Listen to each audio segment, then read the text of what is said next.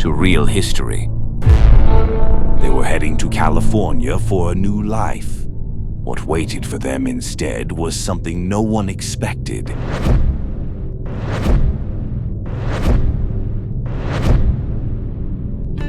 The late summer wind of 1857 did not blow across the Utah Territory. It seemed to hold its breath. Along the dusty southern road, a magnificent caravan rolled like a slowly moving village, its 40 heavy wagons creaking under the weight of iron, oak, and hope. At the center of this procession rode a highly distinct carriage, its polished wood panels adorned with a gold-blazoned stag's head that caught the relentless desert sun.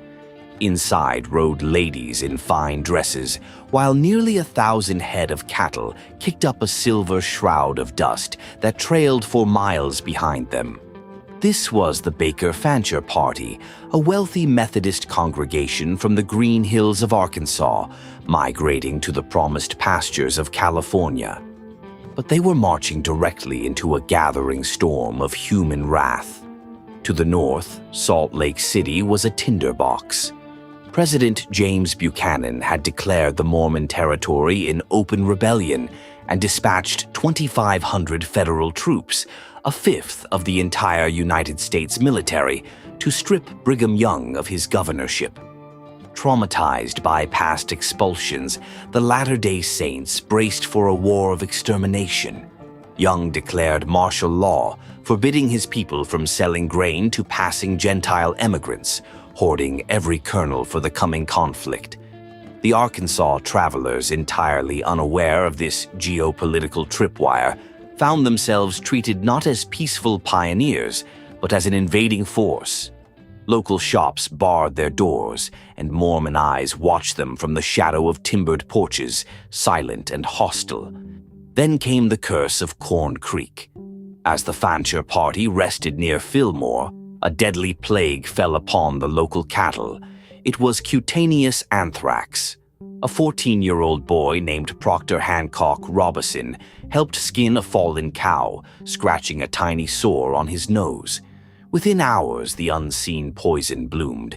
His face swelled so violently that his eyes were forced shut, and he died in agony on September 21st.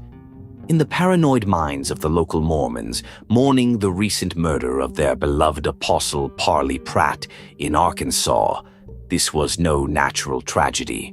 Rumors spread that the emigrants had poisoned the spring.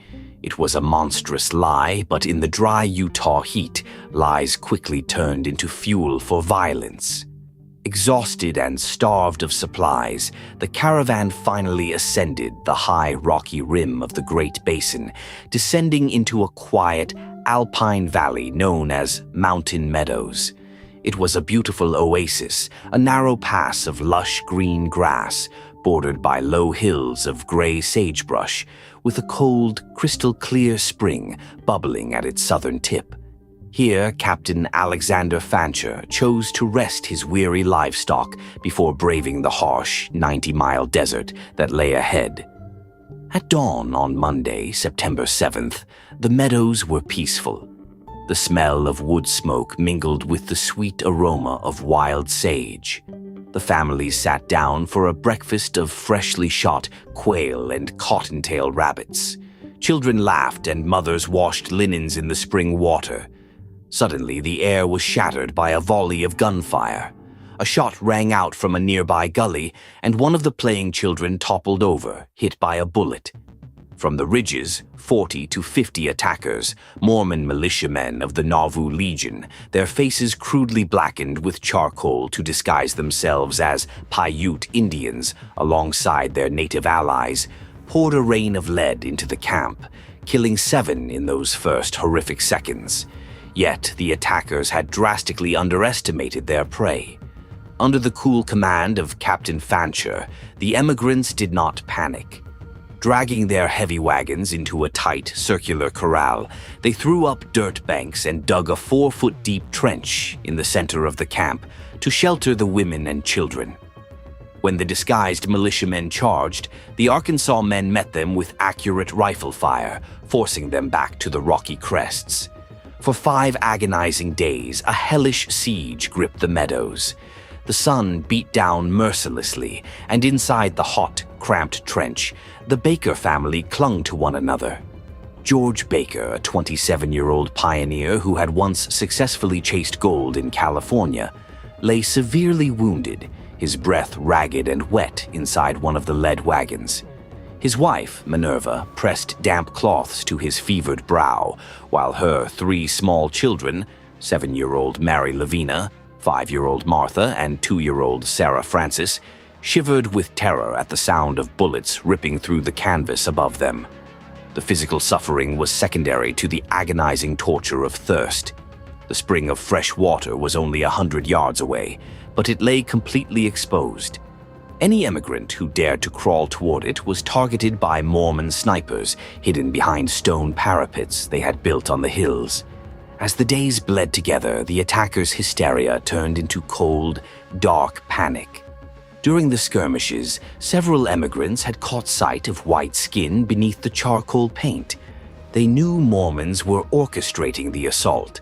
If any member of the caravan survived to reach California, the federal army would march down upon southern Utah with devastating vengeance. The local militia leaders reached a monstrous conclusion. There must be no witnesses. Every person old enough to tell the tale had to die. On the morning of Friday, September 11th, an eerie silence fell over the valley. Through the gun smoke, a man appeared on the ridge carrying a white flag of truce. It was John D. Lee, a prominent local Mormon leader, an adopted son of Brigham Young. Walking into the battered corral, Lee spoke with a voice of quiet, solemn sympathy. He claimed he had negotiated a treaty with the hostile Indians. If the emigrants surrendered their weapons and agreed to leave all their cattle and goods behind, the Mormon militia would safely escort them back to Cedar City. Inside the wagons, the desperate families wept with relief. Though some warned it was a trap, the cries of dehydrated children broke their resolve. They surrendered their rifles. The march of death began. The emigrants were segregated into 2 distinct columns. In the front walked the women, young children, and the wounded loaded into wagons, including George Baker, whose agonizing groans echoed as the wheels creaked along the trail. Far behind, separated by a wide gap, marched the men, each flanked by an apparently friendly, armed Mormon militiaman. For nearly a mile, the only sound was the crunch of gravel and the whisper of the sagebrush. The road narrowed, winding through a dense thicket of scrub oak bushes. Then, the trap sprung. A sharp command cut through the valley. Do your duty. In a single heartbeat, every Mormon militiaman turned, raised his rifle, and shot his unarmed companion in the head or chest at point-blank range. Simultaneously, hidden Paiutes and disguised Mormons leaped from the oak brush, descending upon the women and children with knives and tomahawks. It was a whirlwind of absolute horror. Inside the lead wagon, a heavy bullet ripped through the canvas. It tore through George Baker, killing him instantly, and passed so close to 2-year-old Sarah Frances that it sliced a nick out of her left ear. Covered in her father's blood, the little girl screamed as the world turned to red. Nearby, 5-year-old Martha stood frozen, watching in helpless terror as 2 men dragged her mother, Minerva, over a sagebrush ridge, where her screams were abruptly silenced by a blade. Within minutes, 120 souls lay silent in the grass. The perpetrators took a solemn oath of silence, dividing the spoils, including the distinctive carriage with the blazoned stag's head, among themselves, and blaming the entire slaughter on the Indians. But the earth does not easily hide such blood. In May 1859, Major James Henry Carleton led the first federal investigation into the valley. What he found was a nightmare. The shallow graves had been dug open by wild beasts. Carleton wrote of finding the meadows littered with bones, and recorded that local ranchers had witnessed 19 wolves tearing at the rotting flesh of the dead. Carleton gathered the bones of 107 victims, burying them under a stone monument. Only 17 children, all aged 6 and under, were spared because they were deemed too young to remember. Among them were Martha and Sarah Frances Baker. When they were finally rescued in 1859 and returned to their relatives in Arkansas, Sarah Frances carried a physical scar on her left ear, a permanent signature of the tragedy. Justice was slow and cowardly. For 20 years, the Mormon hierarchy covered up the crime until the federal government finally arrested John D. Lee. On March 28, 1877, Lee was escorted back to the very meadows where he had carried the white flag of betrayal. Sitting on his own wooden coffin, he looked out over the quiet sagebrush valley. A volley of shots rang out and his body slumped, bringing a grim, belated end to the darkest deed of the American frontier.